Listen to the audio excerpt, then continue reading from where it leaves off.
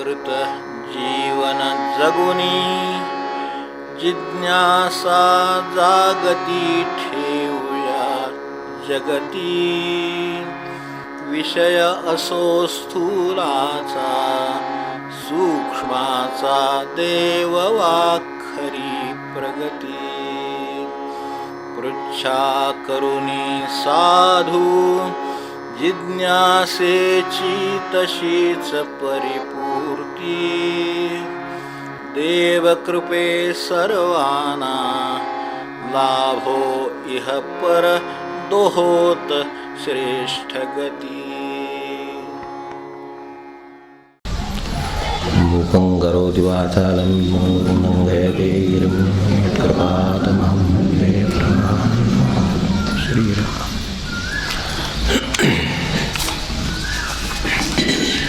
पोथीवाचन किंवा इतर तत्सम कर्मकांड यांचं उपासनेत स्थान काय आणि ते उपासनेच्या कुठल्या टप्प्यापर्यंत करावं.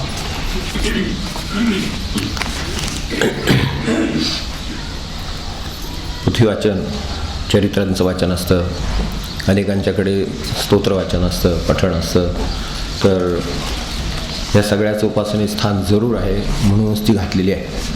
त्यामध्ये गुरुलीलामृत असतात, अनेकांच्या आपापल्या सद्गुरूंची लीलामृत असतात किंवा पोथी असतात. अगदी गुरुचरित्रापासून सर्व प्रकारचे पोथ्या असतात. इतर कर्मकांडांचा काही प्रश्नच नाही, त्यामध्ये खूपच गोष्टी आहेत. म्हणजे काय पूजा असेल आणि काय जे काय असेल ते. तर इतर कर्मकांड म्हणण्यापेक्षा इतर साधनं असं आपण म्हणू साध्या भाषेमध्ये, तर ती जी आहेत त्या सगळ्यांचं उपासनेत स्थान हे प्राथमिक स्वरूपाचं आहे.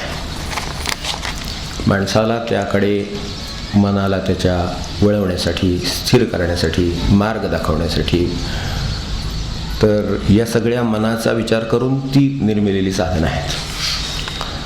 म्हणजे पोथी वाचून मनुष्य मुक्त होणार नाही का, आता असं एकदम त्याला हे नाही आहे, प्रमाण नाही आहे. पण तरीसुद्धा, कारण ते मी असं म्हणतो प्राथमिक स्वरूपाचं का म्हणतो, तर आपण प्राथमिक स्वरूपात कसे असतो तशी ती साधनं आहेत. आपल्याला दिसतं, आपल्याला ऐकू येतं, आपल्याला एका जागी बसवतं. काही ग्रंथांना बंधनं आहेत, ती आपल्याला पाळता येतात.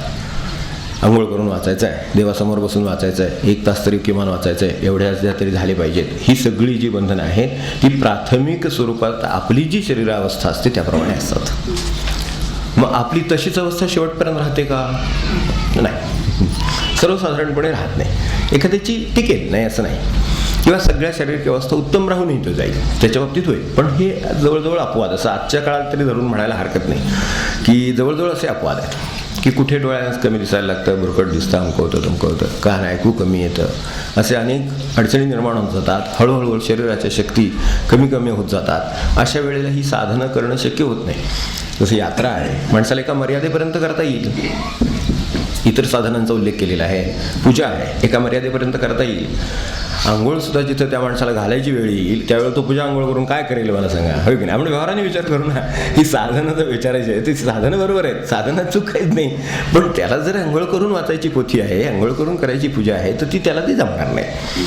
मग त्याच्या देवाला आता ती तुम्ही आंघोळ न करता चालते, इतपत त्याची प्रगती झाली असली तर तो आंघोळ न करता हातपाय धुवून सुद्धा पूजा करू शकतो. आता त्याची प्रगती जर समजा एवढी झाली असली की ही पूजा अशीच केली पाहिजे असं नाही, 25 देवांची केली पाहिजे असं नाही, 2ची पुरते, 1ची पुरते, हे काही नसलं तर मानसिक सुद्धा पूजा पुरते, मानसपूजा पुरते. मग आता हे बरोबर आहे की नाही? क्रमाने, निसर्गक्रम, आपली परिस्थिती, म्हणून या अर्थाने प्राथमिक म्हटलं. तर हे करायला अवश्य हरकत नाही. का हरकत नाही? दुसरी गोष्ट पण आहे त्याच्याबरोबर. एखादं संत चरित्र वाचतो, गुरुचरित्र वाचतो किंवा एखाद्या सद्गुरू लीलामृत वाचतो, तर त्यावेळेला कितीतरी गुणांचा, कितीतरी व्यवहारांचा, कितीतरी प्रश्नांचा उलगडा होतो ना आपल्याला वाचताना. म्हणजे आपलं अर्थाकडे लक्ष पाहिजे, ते गृहीत धरले, नाही तर संपवलं. एखादा अध्याय संपला म्हणजे मोकळा झाला, तर तसं नाही. आजचा अध्याय एकदा संपवला तर त्याला काही उपयोगच होणार नाही, ते मान्यच आहे. म्हणजे किती 5% 10% उपयोग, ते नाही. त्यात काय लिहिलं होतं, त्याचं मला काय लागू आहे, ते मला कसं करता येईल, हे ज्याच्या डोक्यात राहतं त्यांनी पोथी वाचली. महाराजांचं पोथी वाचनची गोष्ट आपण आठवून ठेवा, म्हणजे मी काही ती परत सांगत नाही. तेव्हा त्यांना पोथी वाचायला सांगितल्यावर भाऊसाहेबांनी थांबवली ना. काय त्यात आलं तर गुरुची आज्ञा हा परमार्थ, त्याबरोबर पोथी थांब. आता महाराजांनी आपल्याला थांबवायला सांगितलेली नाही आहे, त्यांनी वाचायला सांगितली आहे, म्हणून जर तिथून पुढे अजून वाचत राहिले असते ही गोष्ट परस्पर विरोधी वाटते, म्हणून मुद्दाम कमेंट करतो त्याच्यावर. तर हे पोथी वाचन तिथे सद्गुरूची आज्ञा हा पाळणं हा परमार्थ असं त्याबरोबर म्हणले पुरे. भाऊसाहेबांसारख्याला एवढी पोथी पुरे झाली. कारण आता काय, आता त्याचा अंमल करायची वेळ आली. ज्यांना पोथी वाचल्यानंतर अंमल करायची वेळ आली हे कळतं, त्यांचं पोथी वाचन आहे, बाकीच्यांचं वाचन आहे, फक्त आता त्याला पोथी वाचतात एवढंच फरक. वाचन तर मनुष्य कशाचंही करतो की नाही, वर्तमानपत्रापासून असंख्य गोष्टींचं कायद्याच्या पुस्तकापर्यंत सर्व वाचनं करतो मनुष्य. मग ही जी वाचनं करतो त्यात आणि पोथी वाचनात फरक काय राहिला, तर त्यात काय सांगितलंय ते. आता गुरूंचे समजा गुणगान असेल तर त्याचं स्मरण आहे, त्या स्मरणामुळे आपल्याला काही गुणांचं काही अनुसरण काहीतरी करता येते का त्याच्यातल्या, त्या पाहून समोर त्याप्रमाणे आपापल्या परिस्थितीमध्ये त्यांनी एक साधन केलं समजा, तर मला माझ्या परिस्थितीत ते कसं करता येईल. त्यांनी केलं असेल तीच परिस्थिती माझ्या वाट्याला असेल असं नाही. 100 वर्षापूर्वी महाराजांच्या काळातली परिस्थिती ही आपण विचार केला तर ती किती वेगळी होती, आपली आजची परिस्थिती म्हणून किती वेगळी आहे. पण तिथं जशा ज्या प्रकारच्या अडचणी होत्या तशाच त्या आज त्याच प्रकारच्या अडचणी मला आहेत. अडचणींचं फक्त बाह्य स्वरूप हे ज्याच्या लक्षात आले त्यांनी त्यांचं लीलामृत वाचलं, कारण त्यांनी कोणत्या परिस्थितीत कशा पद्धतीनं परमार्थ केला, आता माझ्या परिस्थितीत तुम्ही कसा करावा हे ज्याच्या लक्षात आले त्याला पोथी वाचन. आता ह्या पोथी वाचनाचं कसा करावा हे लक्षात आल्यानंतर आता कसा करावा हे पुन्हा वाचणं आवश्यक आहे का करणं आवश्यक आहे हे आता आपण ह्याचं स्थान काय हे कळण्यासाठी करणं आवश्यक आहे. पण विसरलं तर पुन्हा वाचणं आवश्यक आहे. विसरलं असेल तर परत वाचणं आवश्यक आहे, पण ते का मर्यादेपर्यंत. उद्या डोळे थकले, उद्या कान थकले, उद्या ऐकून असं झालं, आणखीन काय चालवेन असं झालं, तर मग यात्रा पोथी ह्या सगळ्याच्या शेवटी खाली येईल. ते ही साधनं हळूहळू सुटत जातील, कारण निसर्गाच्या हळूहळू एक गोष्टी सुटणार. मग तसं शेवटी काय राहील की ज्याला उपाधी नाही नाम राहील असं आहे. तेव्हा ते उपासनेच्या परस्वाधीन उपासनेच्या दृष्टीनं उपासनेच्या मार्गात, पण उपासनेच्या दृष्टीनं शारीरिकदृष्ट्या परस्वाधीन जसा मनुष्य होत जातो तसं साधन हळूहळू निरुपाधिक होत गेलं पाहिजे हे म्हणायचं आहे. साधन सुद्धा निरुपाधिक होत गेलं पाहिजे. पहिल्यांदा त्याची गरज आहे, पहिल्यांदा तो कादंबरी पण वाचतो, मग त्यांनी गुरुचरित्र का वाचू नये, त्यांनी काय सद्गुरूला का वाचू नये, त्यांनी पोथी का वाचू नये, पारायण का करू नयेत, इतर गोष्टींचं तो करतोच ना. रोज उठून त्या वर्तमानपत्राचं पारायण चाललेलं आहे, फक्त नावं हे बदलतात आणि ते सगळ्या घटना त्याच्या कायम असतात. आता काय आता ते पारायणच म्हणायचे की दुसरं काय म्हणायचं मला सांगा. रोज पहिलं पान म्हणजे पारायणच झाले अलीकडे. तुम्ही बघितलं तर काय ते इथे म्हणजे क्रमानं असं बघत गेलं तर असं शोधायला लागतं कोपऱ्यामध्ये, ते जसं एक व्यंगचित्र काहीतरी असतं ना तशी एखादी चांगली बातमी असते, असं आता स्थान आलेले चांगल्या बातमीला. बाकी सर्व बातम्यांचं आपल्याला माहिती आहे ना, ते आपल्या समाज जीवनाचा आरसा आहे. त्यांची चूक आहे किंवा असं काय मला म्हणायचं नाही, पण समाज जीवनाचा तो आरसा आहे. आता ते पारायण रोज करतो, मग त्यांनी मग रोज हे पारायण करायला काय हरकत आहे. तर तितपत त्याला शक्ती काय ती आहे ना, डोळ्याची आहे, याची आहे, बैठकीची आहे, काय ते आहे, मग ती त्यांनी इकडे वापरावी, म्हणून हे प्राथमिक स्वरूपात आवश्यक आहे. पण पुढच्या बाबतीत मात्र हळूहळू जसं आपल्या उपासनेच्या गरजा बदलत जातात, माणसाच्या गरजा बदलत जातात. पहिल्यांदा काय आहे, वाचण्याची गरज म्हणून ठेवलं, नंतर गरज बदलते. मग तेच वाचल्यानंतर तुम्हाला लक्षात येतं, हळूहळू पाठ होऊन जातं. माणसं म्हणून टाकत नाहीत का, पोथीसुद्धा बघायला लागत नाही हो की नाही. काय आंघोळ करायला सुरुवात केली की ती म्हणायला सुरुवात होते, किंवा उठली की म्हणायला सुरुवात होते, ते म्हणत असतात. म्हणजे त्याचं ते काय असतं पुढे काय मला माहिती नाही, उपयोग वगैरे म्हणजे. पण पाठांतर झालं की साधारणपणे ते थांबावं, अशी वेळ झाली असं समजावं. कारण पाठांतरानंतर हळूहळू अर्थाचं दुर्लक्ष व्हायला लागतं. ते कधी परत इतिश्री आलं की लक्षात येतं, अरे झालं म्हणजे ही त्याची मर्यादा. इतिश्रीच आहे ती, इतिश्री लक्षात ठेवावी. आता पाठ करू नये का, तर करावं. कारण ज्या वेळेला आपल्याला आता डोळे समजाची शक्ती नाही आहे, मग अशा वेळेला पाठ केलेलं उपयोगी पडतं की नाही, अशी सांगड. जे पाठ केलेलं ते उपयोगी पडतं ना, उपयोगी पडतं. पण आता त्याची गरज त्यावेळेला होती म्हणून मला ते सर्व असतानाही मिळालं होतं, पण आता त्याची गरज राहिली नाही. त्याच्यापेक्षा त्या सगळ्या पोथी वाचनात कोणत्याही सद्गुरूचं जरी असलं तर शेवटी तो तुम्हाला ध्यानाकडे नामाकडे नेतो ना. मग ध्यान करायला काय लागतं, मग आता मी ध्यानाकडे का जाऊ नये, ते वाचल्याचा परिणाम म्हणून मी नामाकडे का जाऊ नये. नामाच्या बद्दल तो कोणाचं दुमत नाही आहे, ठीक आहे. काही एक टप्प्यात काहीतरी असेल, थोडासा फरक असेल, एखाद्या वेळेला ध्यान करा, एखाद्या वेळेला निर्विचार व्हा, काहीतरी थोडा फरक असेल, पण मूळ नामामध्ये फार बहुसंख्येनं हे आहे, एकमत आहे. मग आता तिथे मी जर गेलो तर अधिक बरं आहे. मग ते पाठ म्हणण्यापेक्षा मी जास्त वेळा जर नाम घेतलं तर त्याचा उपयोग मला जास्त होणार, कारण माझ्या ह्या बाकीच्या पण हे बदलत चाललेलं आहे. पहिल्यांदा मनाची ठेवण म्हणून ती साधनं ठेवली, कारण माणसाला असं गुंतल्याशिवाय तो त्यात राहत नाही, म्हणून पोथीनं गुंतला जातो. यात्रेनं गुंतला जातो, दर्शनाने गुंतला जातो, पूजेने गुंतला जातो. म्हणून त्याला जसा प्रपंचात गुंतला आहे तसा परमार्थात गुंतवण्यासाठी साधन आहे. एक संस्कार मनाला व्हावा म्हणून आहे, काही उलगडा व्हावा म्हणून आहे. म्हणून पूर्वायुष्यामध्ये ते अवश्य करावं.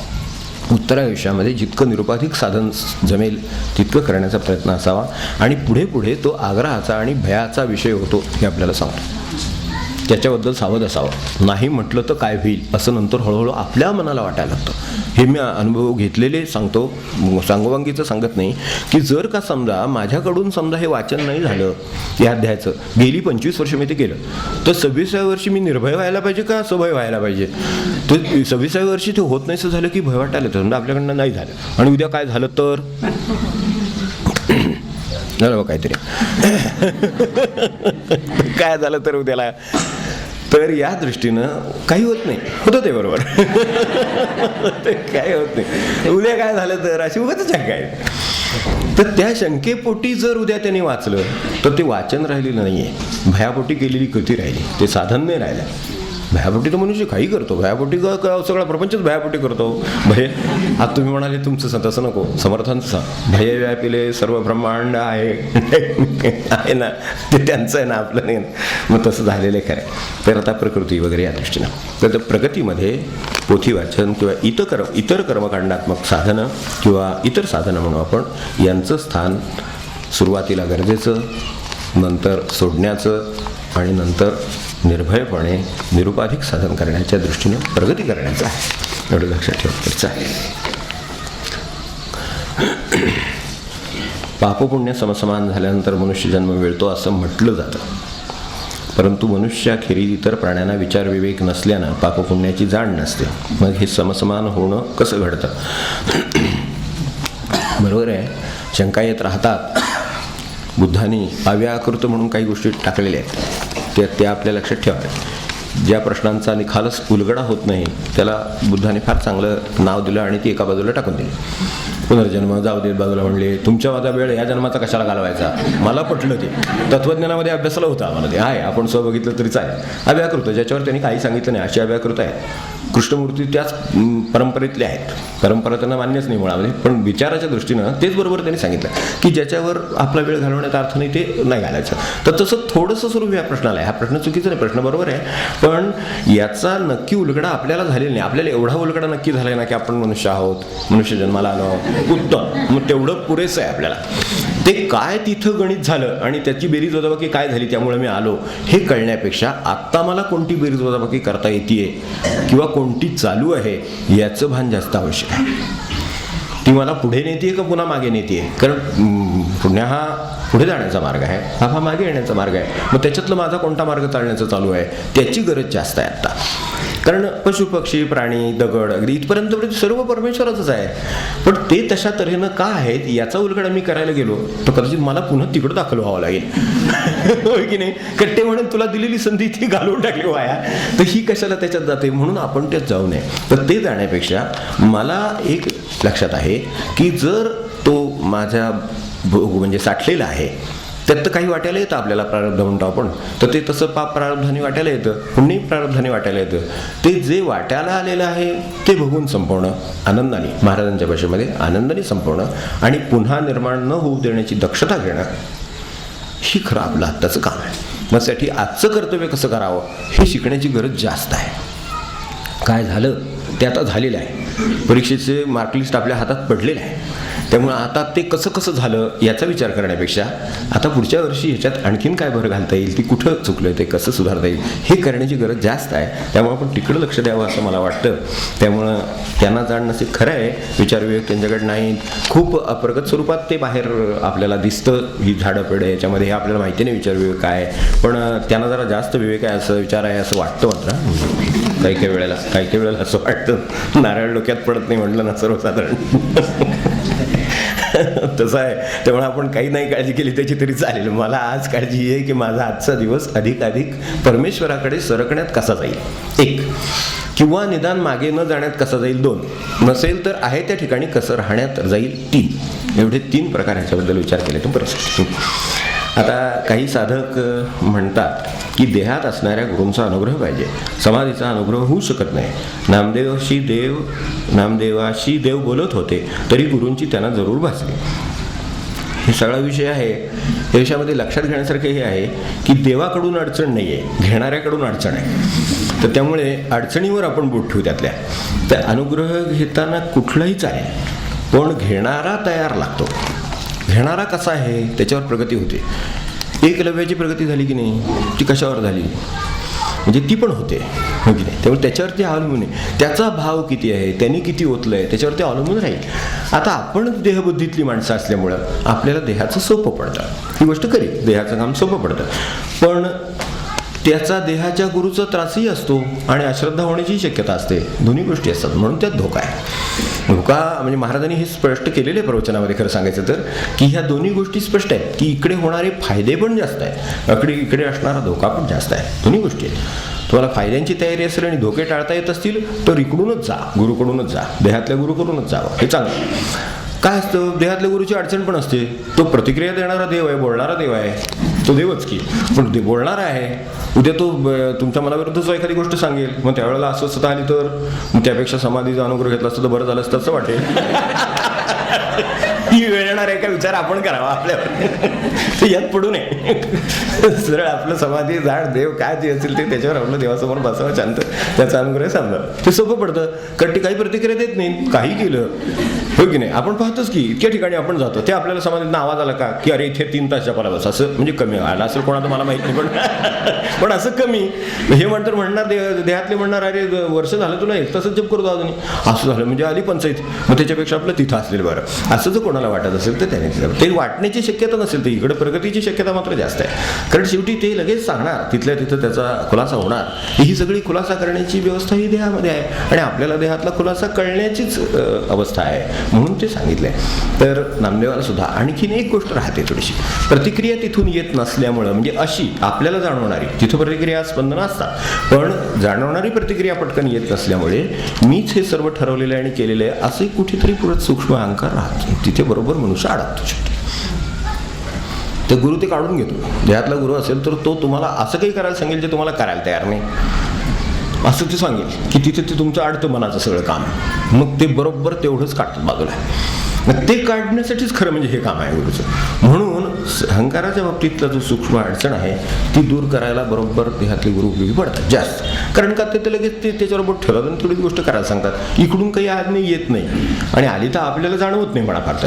तर तसं असल्यामुळं समाधीकडे सेफ आहे, इकडे जरा अनसेफ आहे थोडंसं. चांगल्या अर्थाने पण आहे, वाईट अर्थाने पण, दोन्ही अर्थाने आहे. तर आपण विचार करून पाया मुद्द्यावर, त्यांचा मुद्दा बरोबर आहे, शंका पण बरोबर आहे. तर याच्यामध्ये यांनी आता श्रद्धा आणि कृती प्रत्यक्ष भेटून सुद्धा, गुरु भेटून सुद्धा श्रद्धा आणि कृती आपण पाहिलं ना, निसर्गदत्तांचं पाहिलं तर श्रद्धा आणि कृती दोन गोष्टी जर असतील ना तर तो अशक्यच मागे पडणं, त्याचा उद्धार झाला पाहिजे. पण तिथे श्रद्धा डळमळता उपयोगी नाही, कृतीत कमी पडता उपयोगी नाही. हेच खरं आहे, तिथे पण श्रद्धा आणि कृतीच लागते. फक्त इथे सांगणारे होते त्यामुळे त्यांनी त्यांचं नेमकं साधन सांगितलं, तुम्ही काय करा, हे हा फरक राहिला. म्हणून ते तिकडं जरूर मानलं जातं. अनेक ठिकाणी असे आग्रह आहेत, तसं की आग्रह असायचंच कारण आहे असं नाही. आपली तेवढी तयारी असेल तर आपण त्या ठिकाणी स्थानावर सुद्धा श्रद्धा ठेवून होईल. पण या बाजूला मात्र ह्या सगळ्या गोष्टी आपल्याला मिळू शकतात. असू दे, ज्या दिवशी 6-7 नाम होईल त्या दिवशी रात्री 11-12 पर्यंत झोप लागत नाही. तर 6-7 नाम झाला असेल, 1-2 गोष्टी होऊ शकतात. एक वेळ आपल्याला कदाचित जास्त जर ताण झाला असेल तरी सुद्धा झोप लागत नाही. तुम्ही पाहिलं असेल, जर आपल्याला जर दिवसभर खूप काम पडलं तर आपली अशी समजूत असते की आपण पडलो की डोळा लागेल, त्या दिवशी अजिबात लागत नाही डोळा. कारण इतकं थकलेलं असतं की ते थकलेलं मेंदूला झोप लागत नाही लवकर, असं होतं. खरं सांगायचं तर उलटं व्हायला पाहिजे, पण तसं होतंच असं नाही. जास्त एका जरुरीपर्यंत माणसाला श्रमाची गरज असते आणि ती गरज पूर्ण झाली की बरोबर थकून माणसाला झोप लागते. पण त्याच्यापेक्षा जास्त श्रम झालेले असतील तर मात्र मनुष्य तळमळत राहतो, जागा राहतो, का त्याला ते ॲब्सॉर्ब नाही करतात त्याच्या प्रमाणाबाहेर झालेले कष्ट. अशा कारणाने माणसाला झोप लागू शकते. अशा वेळेला थोडं साधन हे कमी करायला हरकत नाही. म्हणजे ही साधनाबद्दलची एक बाजू झाली. दुसऱ्या बाजूनी आपल्याला जर उशिरा झोप लागत असेल तर सकाळी वेळेला जाग येते की नाही हे महत्त्वाचं आहे एक. आणि दुसरी गोष्ट, आपल्याला ती जाग आल्यानंतर आपली झोप पुरी झाल्यासारखं वाटतं का, हा महत्त्वाचा प्रश्न. कारण नामाचा दुसरा परिणाम असा आहे की साधकाची झोप कमी होते. असं नामाचं अगदी म्हणजे ठासून सांगितलेलं, ज्याला साक्ष गुरुदेव आहे, तिथं अनेक संत मंडळी आहेत, त्यांनी सांगितलेलं तत्व आहे की ते आपोआप झोपेवर परिणाम करतं. कमी झोप पुरत जाते, जितका झोप वाढत जातो, जितकी वृत्ती अधिकाधिक चांगली होत जाते तितकी झोपेचं, कारण झोप हा मुळात तमोगुणच आहे, शरीराला गरज आहे म्हणून तो तमोगुण ठेवला तेवढा. मग तो 8 तास 10 तास असेल. आपण बाळाची झोप निसर्गाने कमी होत नाही का? हां, तेच आहे ते फक्त साधनेमध्ये आहे. तर तसं पण होत जातं. मग कदाचित जर हे होत असेल आणि उशिरा झोप लागत असेल आणि वेळेवर जागी येऊन पुन्हा आपण जर फ्रेश असू, साध्या भाषेमध्ये जर कार्यक्षम असू, तर हे चांगलं आहे उलट. कारण नामाने आपलं काम केलेलं आहे, त्यांनी तुमचा तमोगुण किंवा झोप कमी केलेली आहे. त्यामुळे तिचा उलटा आपण आनंद मानायला हरकत नाही. झोप कमी पुरते हे जास्त चांगलं साधन झाल्याचं लक्षण आहे. ते सर्वच गोष्टीवर परिणाम करतो, नुसतंच तमोगुण नव्हे, रजोगुणही कमी आणतात, अनेक गोष्टीवर परिणाम करतो. तर त्यातला तो एक परिणाम आहे. बरेच दिवसापासून रात्री वाईट स्वप्न पडतात. आता हा विषय थोडासा हे आहे, फार खोलात जाण्यासारखा आहे, कारण दिवसभर काय करतो याच्यावर रात्रीची स्वप्न अवलंबून असतात मुळामध्ये, त्यामुळे यात मी खोल जात नाही. पण तरीसुद्धा स्वप्नांचं मूल्य द्यावं ही पहिली गोष्ट. स्वप्नांना फार मूल्य देऊ नये, कारण ती स्वप्नच आहेत शेवटी. म्हणजे जागेपणचे स्वप्न, आपल्याला साधूची गोष्ट आठवली ना, तर ती लक्षात ठेवावी की हे जे ती स्वप्नांचे ते विचारत होते, त्यांना साधूंनी सांगितलं, अरे हे जे स्वप्न आहे त्याचा त्याच्यापेक्षा जास्त विचार कर, त्याचा उपयोग जास्त आहे. जे आत्ता चाललेलं आहे हे स्वप्न आहे, याचा विचार करण्याची गरज जास्त आहे. त्यामुळं ते वाईट का चांगलं यांनी इथे काही होणार नाही. आपल्याला थोडी अस्वस्थता राहते, तेवढी राहू देऊ नये, कारण त्याला काही अस्तित्व नाही आहे. मुळामध्ये ती ॲबस्ट्रॅक्ट कॉम्बिनेशन्स आहेत विच डोंट एक्झिस्ट. काही तिथे प्रत्यक्ष अस्तित्वात नसलेली अशी ॲबस्ट्रॅक्ट कॉम्बिनेशन आहेत. आपल्या इकडून तिकडून काहीतरी विचार येतात, त्याची काहीतरी अशी ही तयार होतात, कॉम्बिनेशन तयार होतात, एकत्रीकरण होतात अशी, आणि त्यातून काहीतरी निर्माण होतं, ते समोर दिसत राहतात. तर तसं काही आपण त्याच्याबद्दल विचार करायचं काही फार कारण नाही. शक्यतो आपला दिवस अधिकाधिक सात्विक ह्याच्यात जर गेला, कामामध्ये गेला, तर या गोष्टीचं प्रमाण कमी होतं. म्हणजे आपणच सात्विक विचारामध्ये राहिलो तर सात्विक विचार रिफ्लेक्ट होतात जास्त. आणि कदाचित जर चुकीच्या विचारामध्ये, वाईट विचारामध्ये, कृतीमध्ये, आता मला सांगा, हॉरर फिल्म बघून मुलं रात्री उठतात की नाही पहाटे दचकून, भयपट पाहतात आणि दचकून अशी जागी होतात एकदम. म्हणजे त्यांना काय जे पाहिलेले ते दिसत असतं. पण बिचारे बाबांसकट सगळेच बघत बसले. आता त्याचा कोण कोणाला सांगणार, जाऊ दे. तर ह्या दृष्टीने पण याचा विचार करा. 4, देहबुद्धी नष्ट होणं म्हणजे नेमकं काय, ह्याचं मोठं उत्तर आहे खरं म्हणजे. पण ते सोपं उत्तर एका वाक्यात सांगतो की देहच खरा मानून चालणारी जी बुद्धी ती देहबुद्धी, देव खरा मानून चालणारी ती देवबुद्धी. तर आपल्या रोजच्या जीवनामध्ये आपण कशाला खरं मानून चालतो? तहान लागली तर पाणी ताबडतोब पाहिजे, अन्न, भूक लागली ताबडतोब पाहिजे, ते याच प्रकारचं पाहिजे, असंच पाहिजे, तसं पाहिजे, लोकांनी माझं ऐकलं पाहिजे. देहबुद्धी ही देहाच्या याच्यापासून अगदी सूक्ष्म आपल्या सगळ्या देहबुद्धीला विचार करणाऱ्या गोष्टींपर्यंत आहे, अशी देहबुद्धीची मोठी व्याप्ती आहे. तर ते माझं त्याप्रमाणे सगळं व्हायला पाहिजे, मला जे वाटतं ते बरोबर आहे असं आपल्याला वाटतं का? तर ही देहबुद्धी आहे असं समजायला हरकत नाही. समजा मला तहान लागली तर पाणी दिलंच पाहिजे लगेच असं वाटतंय का? मला भूक लागली तर लगेच अन्न तुम्हाला जसं हवं तसंच दिलं पाहिजे असं वाटतंय का? तर त्याचा अर्थ देहबुद्धी आहे. आता ती नष्ट झाली तर काय वाटेल? तर देवाची इच्छा असेल, मी सांगितलेलं आहे, इच्छा असेल तर ती देते, त्यांना द्यायचे त्यावेळेला देते, असं आपल्याला सर्व व्यवहाराबद्दल वाटेल का? तर ती देवबुद्धी. मग देहबुद्धी नष्ट झाली किंवा कमी झाली, नष्ट नाही होणं अवघड आहे, पण कमी झाली असं म्हणायला हरकत नाही. कारण तुम्ही देह खरा मानला नाही, तहान भूक खरी मानली नाही, ती एक गरज आहे मानलं पण खरी नाही मानली, देव खरा मानला. मग आता तुम्ही तहान कानावर घातली, भूक कानावर घातली, काय तुम्हाला हवं आहे ते कानावर घातलं, हे सगळं देवाच्या कानावर घातलं. आता त्याच्या कानावर घातलेलं हे कळले ना त्याला, जी गोष्ट व्यवहारातली ती घरच्यांच्या कानावर घातली, त्यांना कळली आहे ना. आता त्यांच्या हातात काही दुसरं काम असेल तर केल्यानंतर तुम्हाला चहा कॉफी पाणी दिलं तर चालतं का ते सगळं बाजूला ठेवून द्यावं लागतं? म्हणजे देहबुद्धी जास्त. त्यांचं काम झाल्यावर त्यांच्या सवडीनं दिलं तरी चालतं, म्हणजे देहबुद्धी कमी झाली. आता हे अगदी सोपं साधं उदाहरण सांगितलं, आणखीन फार मोठं काही एवढ्या मर्यादेत नाही, ठीक आहे.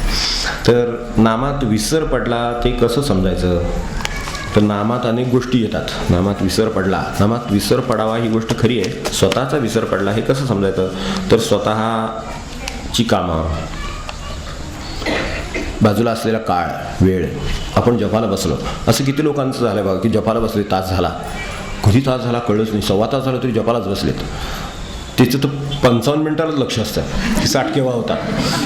असं जर होत असेल तर विसर कसा पडणार माझा, किती लांब आहे. मग आपला प्रवास कुठे आहे ते आपण बघावं. तर तो जर मिनटं मोजत बसला असेल तर अजून विसराची अवस्था लांब आहे. त्याला मिनटं कळत नसतील गेलेली नामाच्या आनंदामध्ये, ते विसर पडत चाललेला आहे असं समजायला हरकत नाही. तर नामात स्वतःचा विसर पडला हे ओळखायला हरकत नाही. ह्यात काळ, आपली कामं, नामाला बसल्यावर कामं आठवतात की नाही सगळी पटापटा सगळी बरोबर. हे फोन करायचा राहिला, हे करायचं राहिलं, निरोप द्यायचा राहिला, तो बाहेर जाता त्याला सांगायचं राहिलं, काय काय असेल ते सगळं अगदी जपाला बसलं की लाईन लावून आपण जसं एखादी आपली अपॉइंटमेंट डायरी बघावी तसं ती सगळं. मग ते जर आपल्याला नामाला बसल्यावर आठवायचं कमी झालं तर नामाच्या बाबतीत आपल्याला स्वतःचा विसर पडायला लागला असं समजावं. नामाला बसल्यानंतर अनेक काळज्या डोकावतात, मीची लक्षणं आहे ती सगळी. तर ती मी जर धरून जे आहे त्यात काळजी एक मोठं काम आहे. तर ते नामाला बसलं की फार सुरू होतं, याचं कसं होईल, त्याचं कसं होईल, म्हणजे त्याचं कसं होईल म्हणण्यापेक्षा माझंच कसं होईल, तर ते जे काय आहे सगळं तर ते कसं होईल याची सगळ्या शंका आहेत की नाही, त्या जोपर्यंत येतात जास्त तोपर्यंत अजून नामाची गरज आहे. आणि अजून स्वतःला त्याचं नामाच्या बाबतीत स्वतःचा विसर पडला नाही असं ओळखायला हरकत नाही. हे विचार, काळज्या, वेळ, काम सगळ्या दृष्टीने सांग.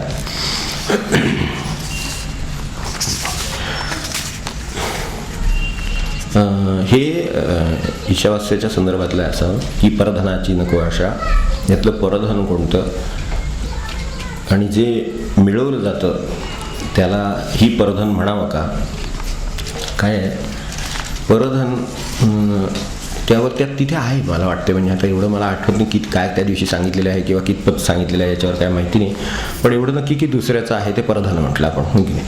मग त्याची नको आशा म्हणजे आपला त्याचा ईशावास्याचा अनुवादातला ही ओळ आहे, परधनाची नको आशा न करी अपहार तू, त्यातलं आहे ते. तर कष्टाने मिळवलं की ते शोधन होतं. कष्टसुद्धा नियमितपणे ठरलेले आपल्या ॲग्रीमेंटमधले असतील तर ते जे कष्ट आहेत ते मी होऊन एखादे कष्ट केले. एखादं समजा कोणीतरी एक माळीकाम करणारे मनुष्य आहेत आणि समजा येऊन बागेमध्ये आपल्या मनाने सुरुवात केली आणि त्यांनी काम केलं आणि कामाचा जो काय पगार आपल्याकडे मागितला तर आपण तो देऊ का, नाही देणार. म्हणून मी कुठे सांगितलं होतं असं होतं. म्हणून मी म्हटलं की जे काम करायला आपलं ठरलेलं आहे तशा कामाचं जे मूल्य असतं ते परधन नाही, ते दुसऱ्याचंच आहे. पर म्हणजे दुसऱ्याचंच आहे, पण तरीसुद्धा ते आता स्वकष्टार्जित झालं.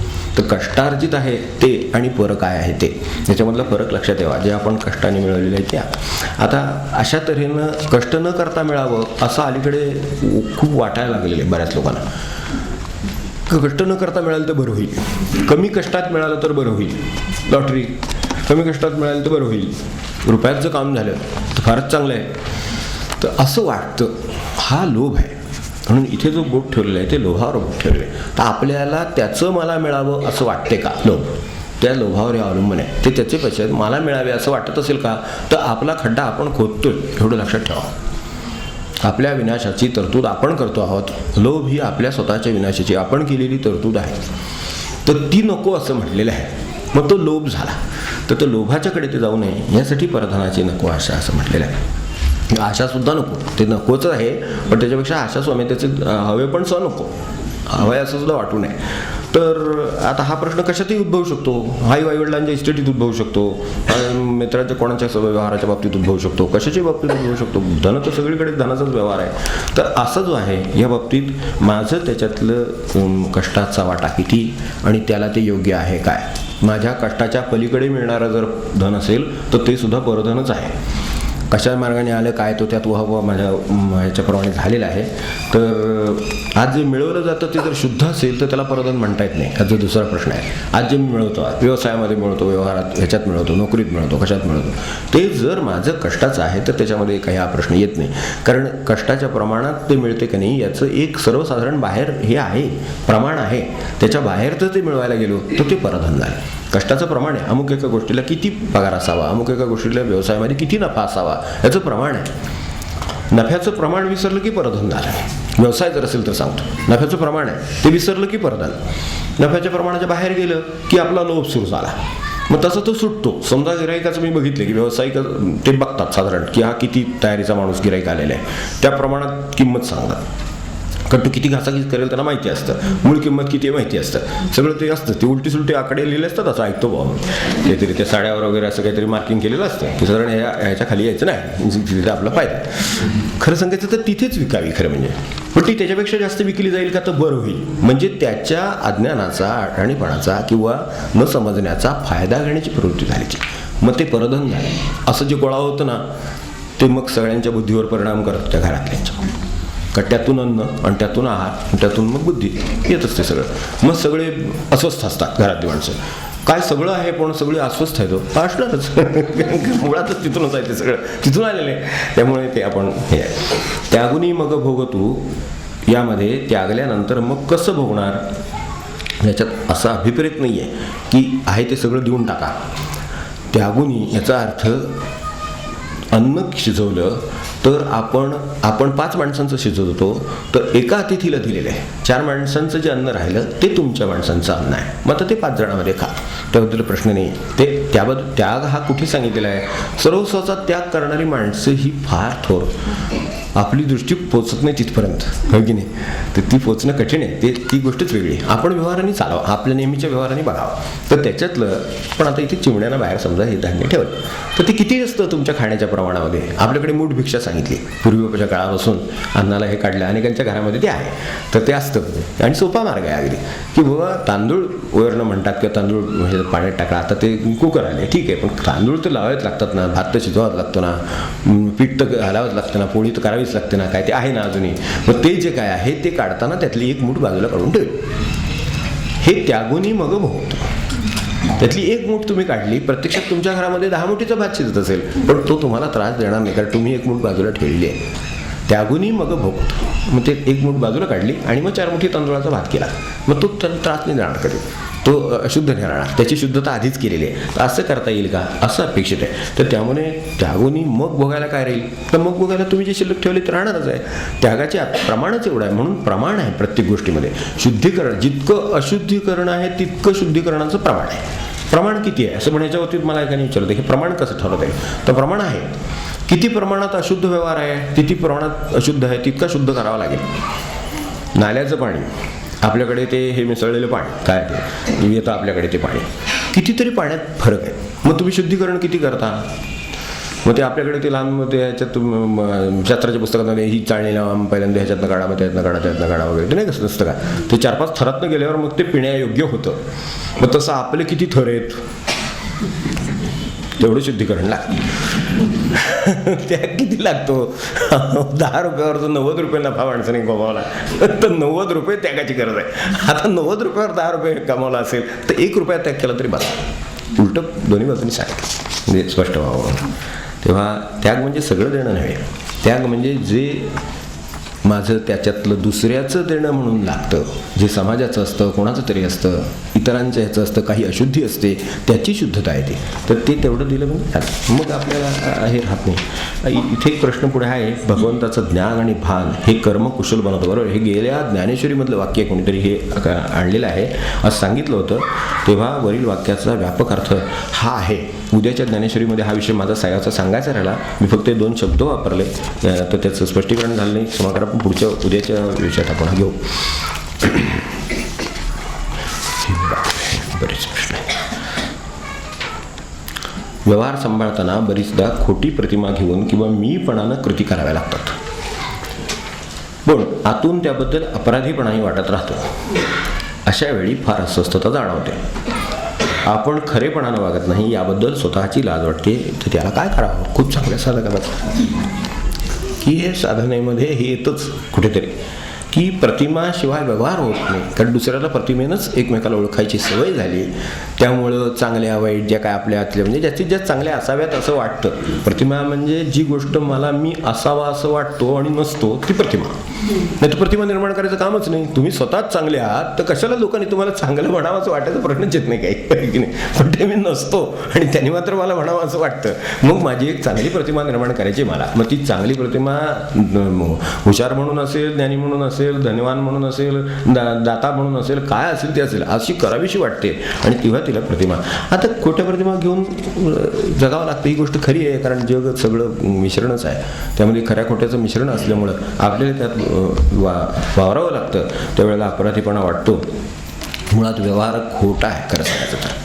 व्यवहार कुठं खरा आहे मला सांगा. सगळा व्यवहार हा व्यवहार म्हणून केवळ पूर्ण करायची गोष्ट आहे, आपल्याकडे काय नाही. म्हणून कर्तव्य हे सांगितलं शेवटी, तर ते तेवढ्यासाठी सांगितलं. तर यावेळेला अस्वस्थता येते, याचा अर्थ आपल्याला आपल्या प्रतिमांची जाणीव आहे असा अर्थ होतो.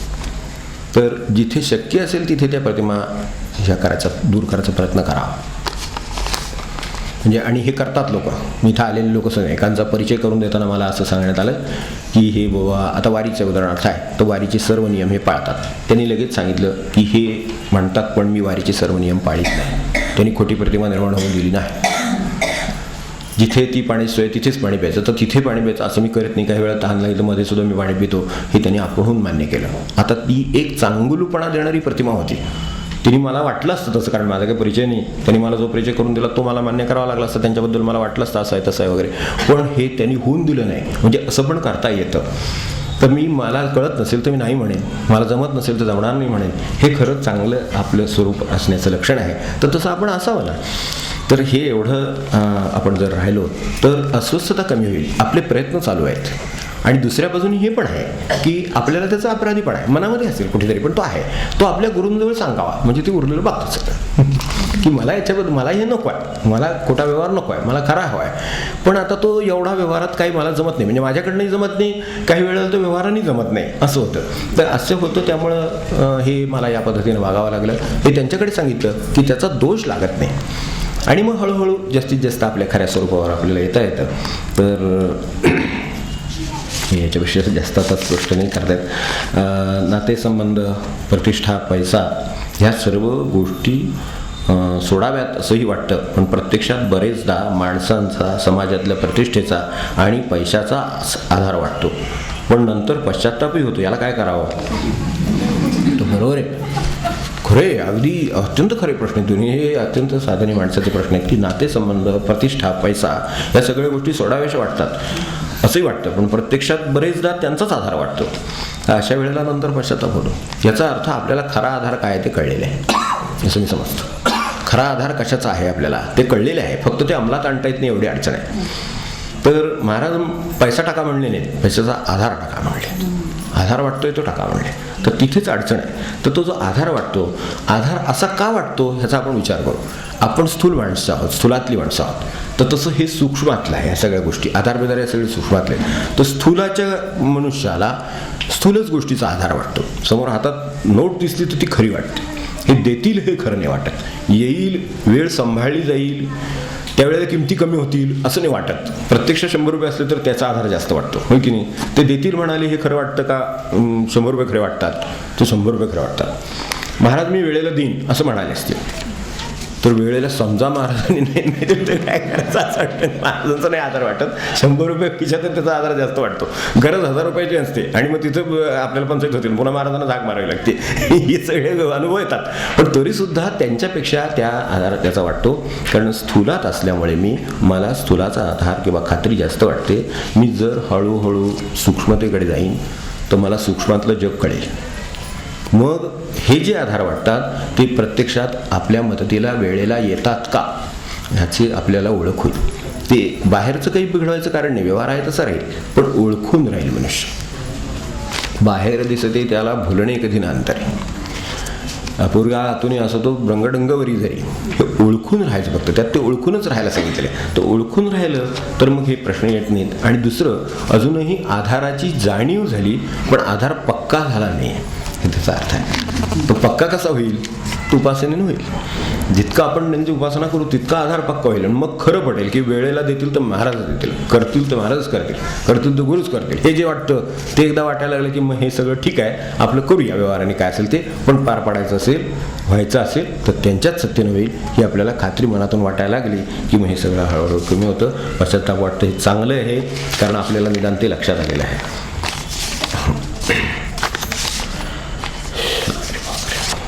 पैशाच्या माणसाच्या जीवनातलं स्थान काय आहे, काय असावं, काय आहे सध्या हे सांगणं फार कठीण आहे. प्रचंड स्थान एकदम, म्हणजे कुठल्या भगवंताचं सुद्धा कदाचित सृष्टीमध्ये स्थान असेल का नाही एवढं असं मला वाटतं. इतकं माणसाच्या प्रपंचामध्ये पैशाचं स्थान झालेलं आहे.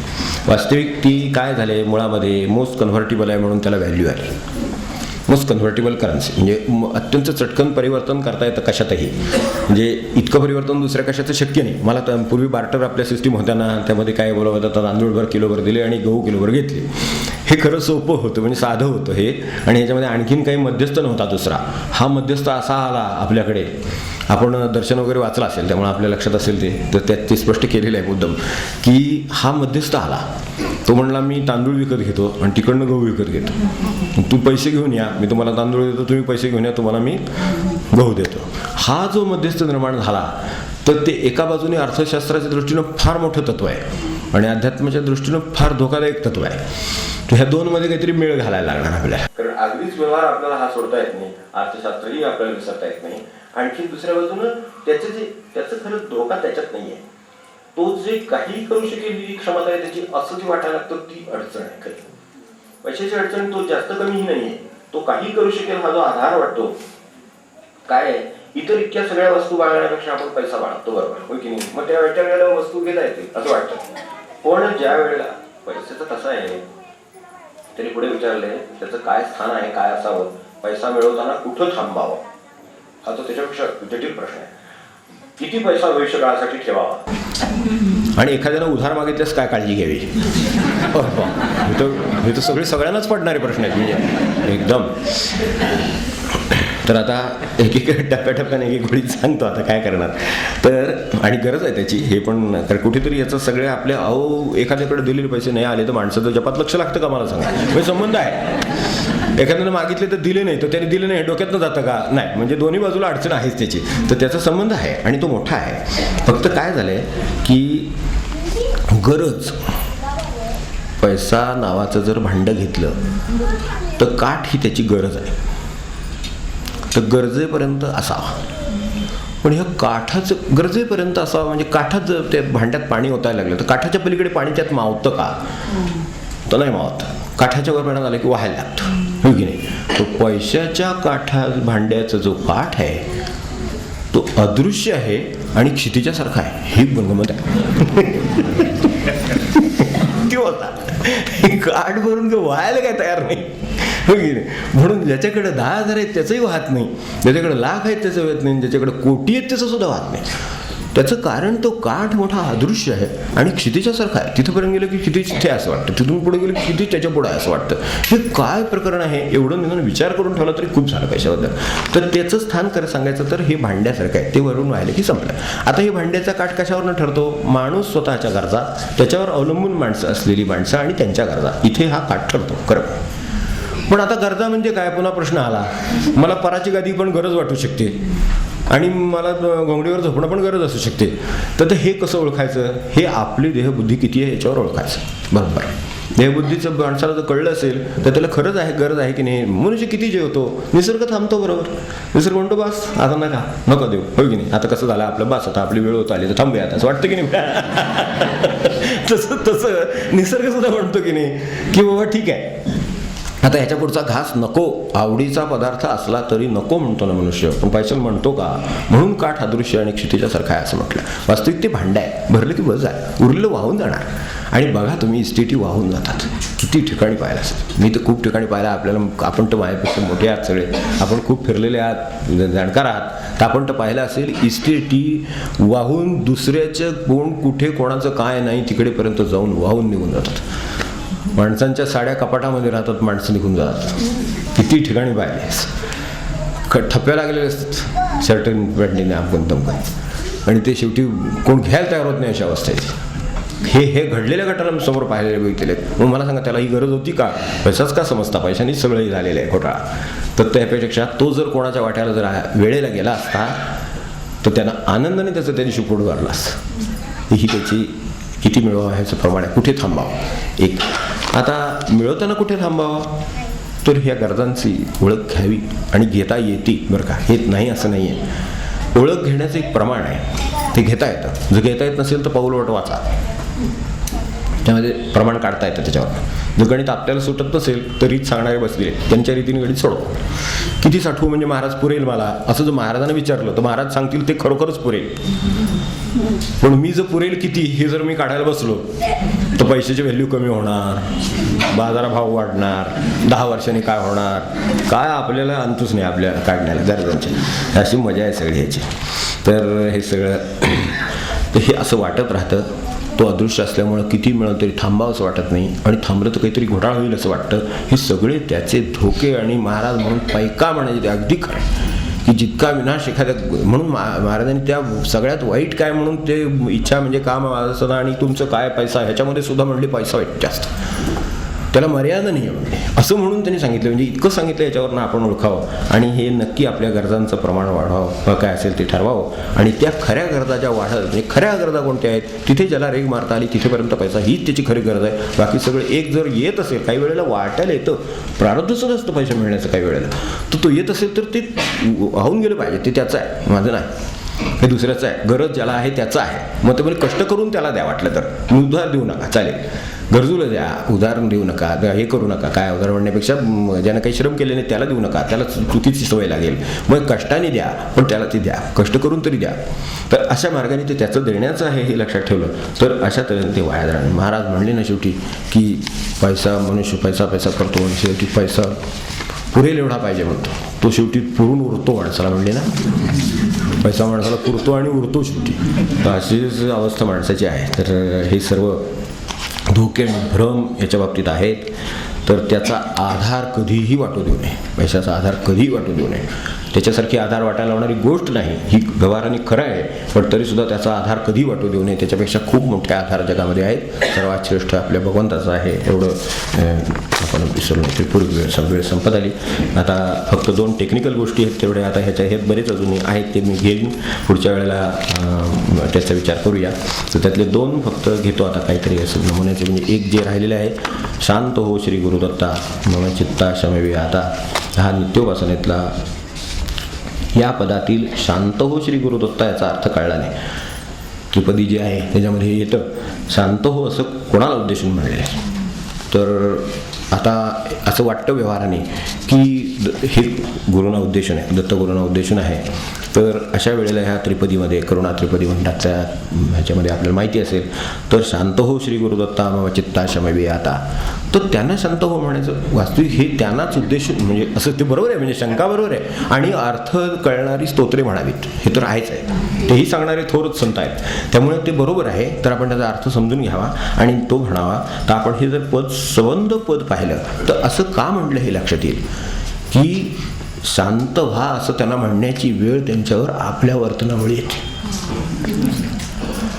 तर ते त्यांना सांगितलेली विनंती केलेली आहे. कारण तुम्हाला माहिती आहे की स्वामींसारखी माणसं आहे, दंड उचलला तर आता ते रामाचं जसं आहे तसं, धनुष्य उचललं तर आता बाण उचल, आता खाली नाही, आता तू फक्त जागा सांग, तुला वाचवायचं असेल तर दुसऱ्या कोणाला तरी सोडावं लागेल, कुठे टाकू सांग, अशी परिस्थिती आहे. तसं त्यांचं असतं. तेव्हा तिथे त्या दत्तगुरूंना किंवा ह्यांना गुरुना विनंती केलेली आहे की आपण शांत व्हा, कारण आपण अशांत व्हाल अशा कृती माझ्याकडून घडतात. तर त्यात पुढे आहे तू केवळ माता जनिता सर्वथा तू हित करता वगैरे जे आहे सगळं, भय करता तू भय हरता असं म्हणलेलं आहे. तर ते भय पण दाखवतात. त्यावेळेला अशी घटना घडून आणतील की तुम्हाला वाटेल आपल्या ह्यानं करतोय तर नाही होणार, थांबा, किंवा चुकीचं करायला लागलं तर थांबा, वाटेत ते कसे अडवतील आपल्याला माहीत नाही. एक वेळ ट्रॅफिक सिग्नल फेल होतील पण तिकडचं सिग्नल फेल नाही होत, तर असं आहे. मग सिग्नल लागतो लाल, ते भय आहे. किंवा त्यावेळेला ते काय करतील सांगता येत नाही, ही त्यांच्या याच्यातली ही आहे लीला आहे की तिथे पुढे काय करतील त्याच्यावरती आपल्यावर कोणती घेतील कृती करतील आणि आपल्याला वठणीवर आणतील हे सांगता येत नाही. तर तेवढं मला झेपणार नाही, म्हणून त्यांना भय करता पण म्हणलेलं आहे. आता इथे म्हणलं आहे तू तथापि दंडीसी देवा, कुणाचा मग करू धावा, आमचे अपराध आहेत तर तुझं दंड करायला लागलास तर मी कुठे जाऊ, आणि दंड करतात आणि त्यांनी करावा तरच आम्ही सरळ राहू, अशी परिस्थिती खरोखर साधकाची असते. मग अशा वेळेला त्यांनी दंडन करावं, मग मी बरोबर मार्गावर राहतो, फक्त मला सोसेल असं मार बस झाल्या हेच त्यांना ते सांगायचं आहे. म्हणून त्यांना शांतव्हा म्हटलेलं आहे. असं पुढे सुद्धा आहे यामध्ये, तू नटसा होसी होऊन कोपिसी, काय आहे तू नटासा होऊ नको. काही काही वेळेला गुरूंचा राग हा वरवर दाखवले एकदम चिडतात, पण चिडल्यामुळे ह्याला चुकीची जाणीव होती. जाणीव झाला की मग काय नाही म्हणतो, मग त्यांचं काही लक्ष पण नसतं त्याकडे पुढं. असं सगळं हे आहे. त्यामुळे त्यांना उद्देशूनच म्हटलेलं आहे, फक्त का म्हणलेलं हे लक्षात घ्यावं आणि त्याप्रमाणे आपण तसं याची वेळच माझ्याकडून येऊ नये, दंडन करायचं त्यांनी काय वेळच येऊ नये, त्यांना क्रोध येईल याची वेळच येऊ नये, या पद्धतीने आपण राहिलं तर हे होणार नाही. एक गोष्ट आता पुढचं शेवटचं फक्त बघतो आणि थांबतो. नामाची क्वांटिटी वाढलेली आहे, पण क्वालिटी वाढण्यासाठी काय करावं? साधनेतला प्रश्न आहे, अत्यंत चांगला आहे, म्हणून तो तेवढा घेतो. उशीर झाला आधीच आपली क्षमा मागतो. पण काय आहे, मंडळी परगावून सुद्धा आज येतात, त्यांना उद्याचं हे असतं, आज थोडा वेळ असतो. आपण स्थानिक आहोत, परगावच्या मंडळींनी 2-1.5 दिवस काढला आहे, तर स्थानिक मंडळीने अजून 15 मिनटं 10 मिनटं काढली तर बरं होईल, असे विनंतीने फक्त.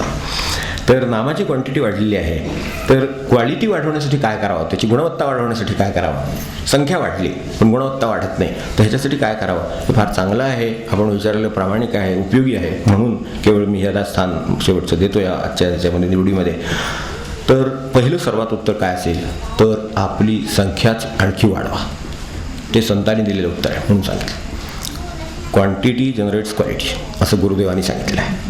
तर ते आपण लक्षात ठेवावं की संख्या जितकी वाढत जाते तितकी गुणवत्ता निर्माण होत जाते, असा त्यांचा सिद्धांत आहे. तर त्याला धरून आपण विचार केला तर ह्याचं उत्तर खरं ते आहे.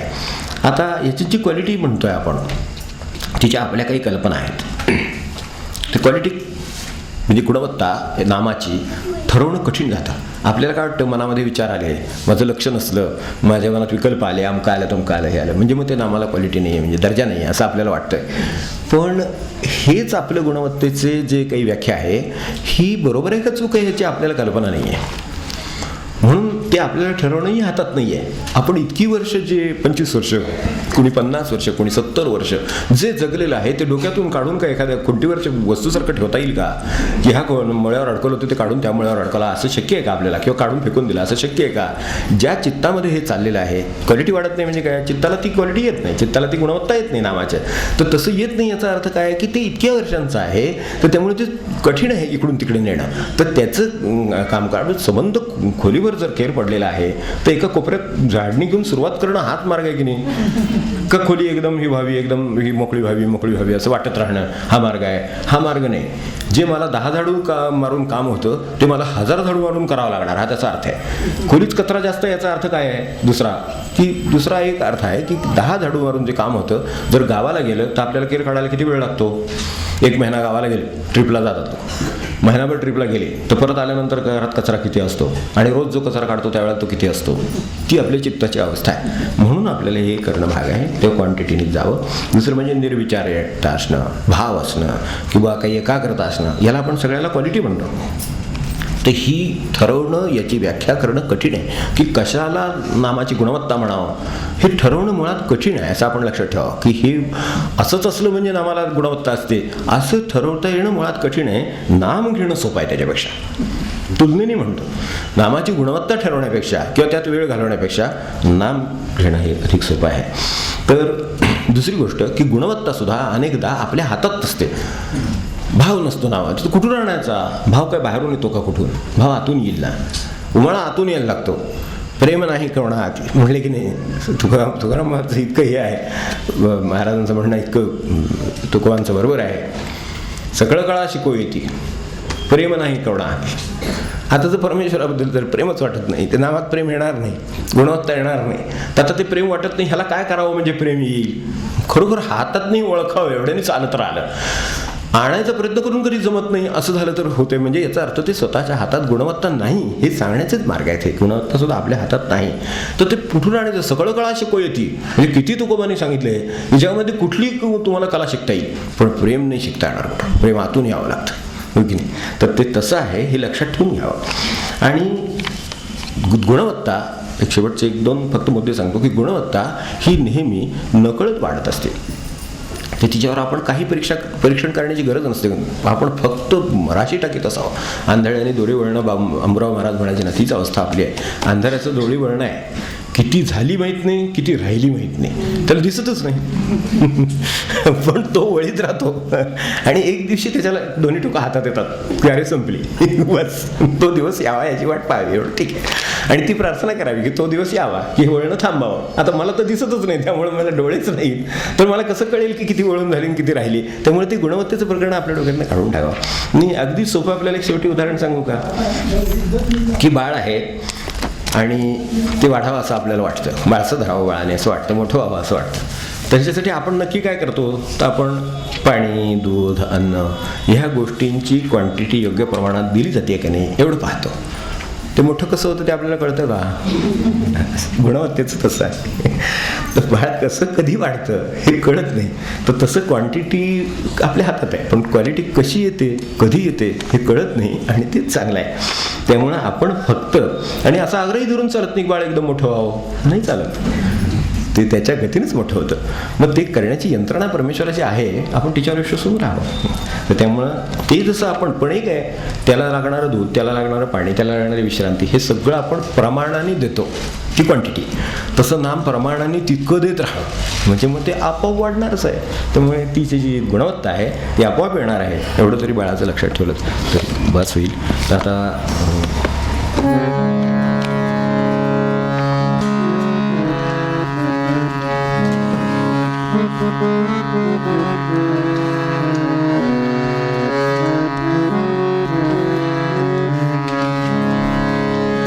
संत जनी परिसावे, संत जनी परिसावे, माझी शेवटची विनवणी, माझी शेवटची विनवणी, माझी शेवटची विनवणी.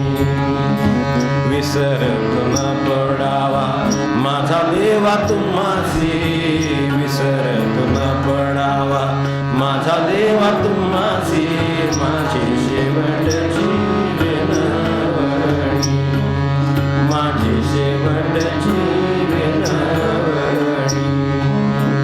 आता फार बोलू काही अवघे पायी विलीत, आता फार बोलू काही अवघे पायी विलीत, माझी शेवटची विनवणी, माझी शेवटची विनवणी.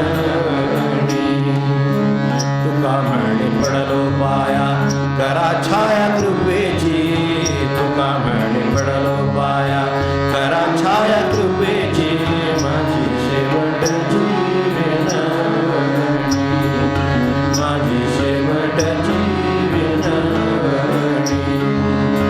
संत जनी परिसावे, संत जनी परिसावे, माझी शेवटची विनवणी, माझी शेवटची विनवणी, माझी शेवटची विनवणी.